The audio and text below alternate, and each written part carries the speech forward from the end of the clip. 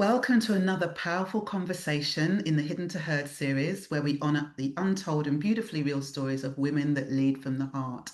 Today, I am doubly truly excited to welcome Jess Huie, whose work is rooted in helping talented individuals gain visibility and tell their stories with intentional impact. And she does so much more. But anyway, welcome, Jess. Oh, I've been so looking forward to this conversation. Yeah, I have. I'm so pleased that you're Lovely. here, and we are so ready for this. So let me tell you a little bit more about Jess. So Jessica Huie, MBE, is an award-winning entrepreneur, publicist, and author committed to helping individuals and organizations connect with purpose. She is the founder of Publicity with Purpose and the Purpose Retreat in Jamaica, and author, might I just add, Hay House author of Purpose. With 2 decades in PR, Jessica has raised the profile of global brands, household names, and changemakers, including through high-profile events and media campaigns. Recognised with an MBE for services to entrepreneurship and diversity, she's passionate about amplifying underrepresented voices, fostering authentic storytelling, and supporting leaders and organisations to connect with their deeper mission and impact. And I just want to add to that, I actually work with Jess, and she hasn't primed me to say this, but she's been absolutely incredible in helping me really find my own sense of visibility and create a storytelling style that I didn't actually know I had within me. So I just wanted to say thank you so much for that, which is why I'm looking forward to this so much. Mm, That's my pleasure. Okay, so let's just go straight into the questions. So I just wanted to start off with your book, Purpose. And in Purpose, you challenge traditional ideas of visibility.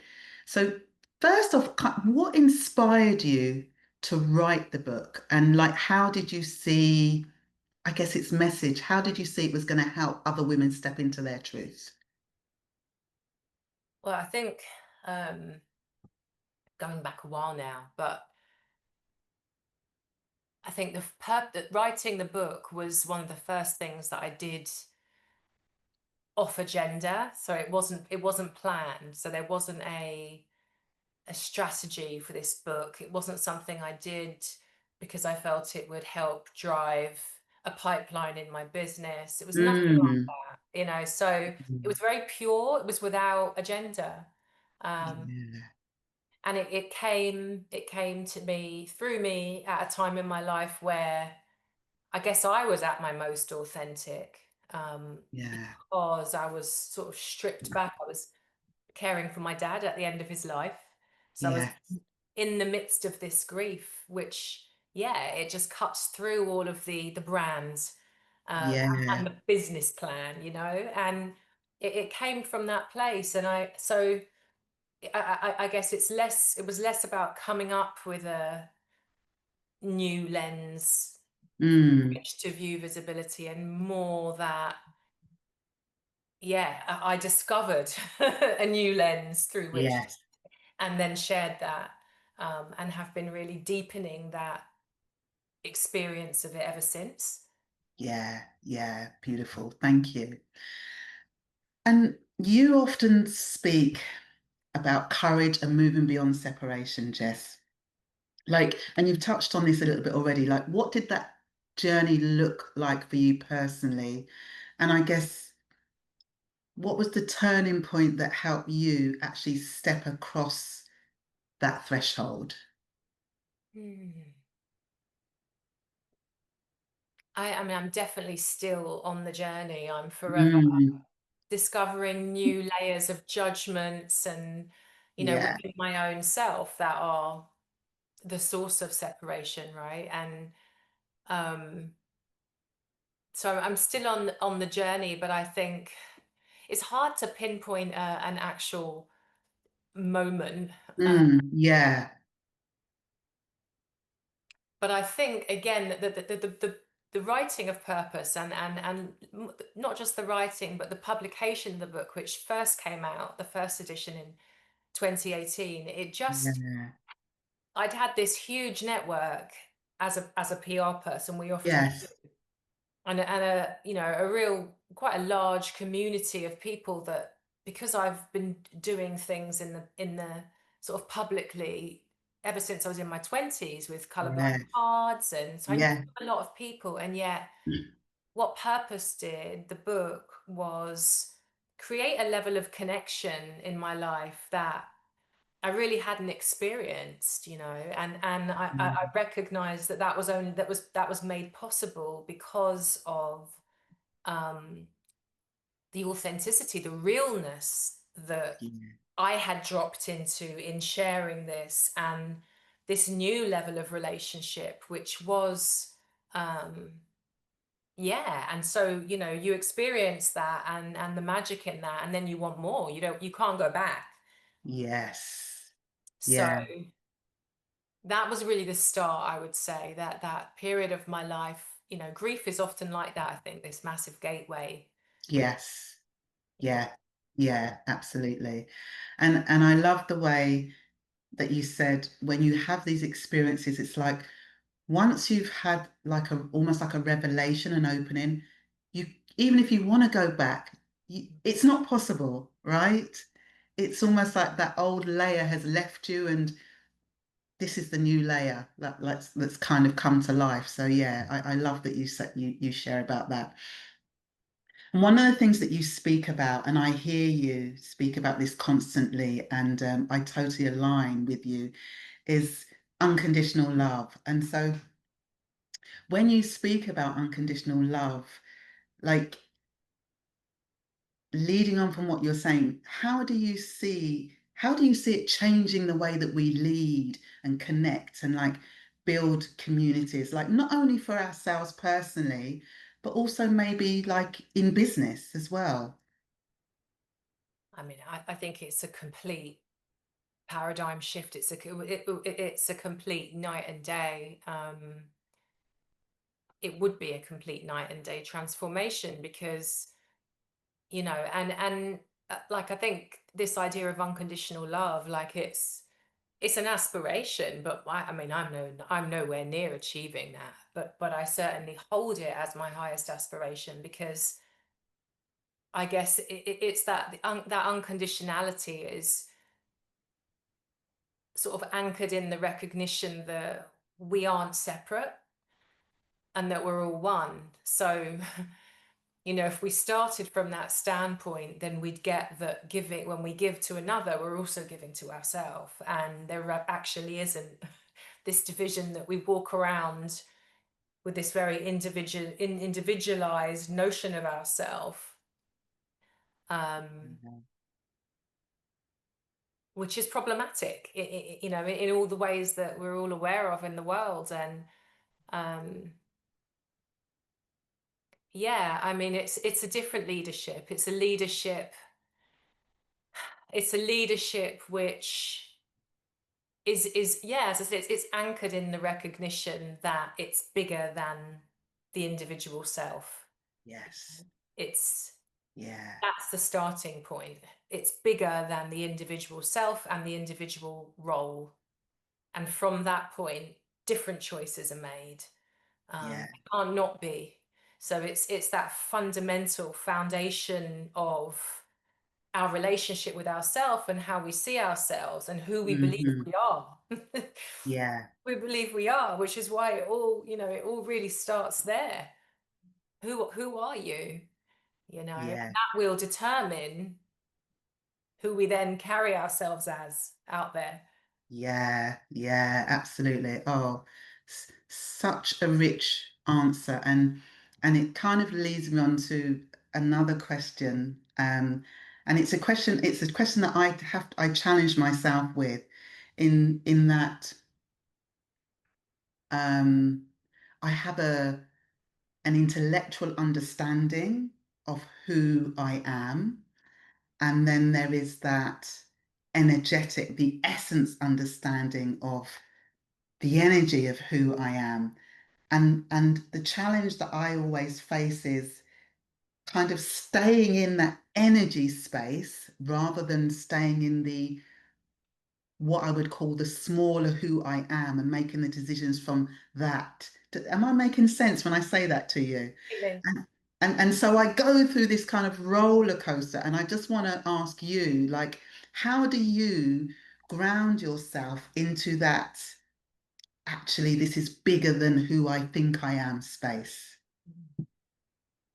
I think the word you use, ground, I think it is taking responsibility for that grounding, um, and for prioritizing remembering who I am. It's the Yes. taking responsibility. I recognize that throughout the day, I'm going to flip in and out of presence. Yeah. I'm going to flip in and out of a recognition of myself as part of the whole, um, and then, the opposite. And so then how am I then going to challenge that? And what is it I put in place? How do I live my life? Where do I carry out my meetings? How do I start my day? How do I Yeah. end my day? What's my practice? And then taking responsibility for that, because recognizing how fundamental it is to our entire life and what Yeah. plays out. Yeah. Yeah, yeah, absolutely. And and I love that you have your system and your practice, but it's you're in and out. It's like, I think part of the acceptance is to know you're going to be in and out of it. Yeah, that too, for sure. Yeah, Right? yeah, yeah, And sometimes when you think you're in it, actually you're not in it. yeah. Like when you think you're in it, it's like, actually no, I'm not. I'm not aligned. Like I'm actually in resistance in this moment in time. It's clever how the ego tricks us into thinking that, oh yeah, this is it, and it's not always it. The last couple of years, that's been the work, the accepting of all of it, and the making peace with all of it, and the integration of all of it, and the dropping of judgment of, yeah, the parts the moments that I'm not in, um Yeah, my higher self. yeah, um yeah. thanks, Jess. And just got a couple of more questions. So I'm going to digress a little bit, because what I did want to say to you was congratulations on TEDx Richmond. I know we can't go into any detail at all, but I just think that, one, I think it's something quite incredible to be a part of. But again, what inspired you to want to go down that route for TEDx? Mm. I just love, um well, I felt called to it. I felt um lit up by the prospect of being, in a position to do something which was community focused, Yes. Yeah. um, particularly, in a part of the capital. I guess this is officially London, that, um, I was quite new to. So it's a way to Yeah. contribute, to connect, Yeah. um, to elevate. Um, all of my career in different ways. As much as my role has changed, it's always been about shining a spotlight on, or finding talent Yeah, and absolutely. elevating it, and this is no different. There are some people out there with great ideas, and um to be able to create a platform where they can share them more widely, and we're all better for it, Yeah, um is just, yeah, I mean, that is who I am. It's a yeah, big part of my role in this life, I think. yeah. So yeah, it just spoke to me, and yeah, it's creative. It's going to be a blast. Yeah. And I think it's really you. And when if I look back at your career and all of your achievements, which are like 20 plus years back, starting with your incredible card business when there wasn't color cards, all the way through. I mean, we could just do a whole we could do a whole interview on that itself. But the thread is helping to uplift individuals, people that don't always have a voice, and community. Mm. So it's just kind of been this thread that's taken you through so many different, I guess, groups of people and organizations, but the core has been the same for you, Yeah. you And know? representation. Yes. Before it was a buzzword, it's always felt very just natural for me to, um, yeah, to notice. And I don't know, maybe that is part of being mixed and part of some of the other contrasts that I have the privilege of experiencing that just have Yeah. me maybe aware of that. I don't know. Yeah. Yeah. Yeah. Well, I and many others are very, very pleased that you've continued to shine the light and just allowed it to get brighter and brighter, Jess. So was there a part of your story or identity? And this, I think, is my nearly last question now. Let me start again. Was there part of your story or identity that you once kept hidden? And what does it feel like now to have that part of you be fully seen and heard? Mm, lovely question. Again, I think it's ongoing work, deeper and deeper levels of authenticity, um, allowing more of myself to be expressed. Yeah, there isn't like a specific sort of facet of myself that I ever hid consciously. Um, I think it's more of like an ongoing unveiling. Yeah, Yeah, as I get more comfortable and confident in my own skin and more unapologetic, yeah, and the recognition of the importance of that. And yes, um, it's ongoing. yeah, yeah. Mm. Beautiful. Thank you, Jess. And my last question, what is the one piece of guidance you would offer to a woman who feels like she's ready to rise, but is still afraid of becoming visible? I guess I would try to encourage her about the rewards that first of all, the fear is part of it. The fear Mm. is sacred. It's indicative of an expansion.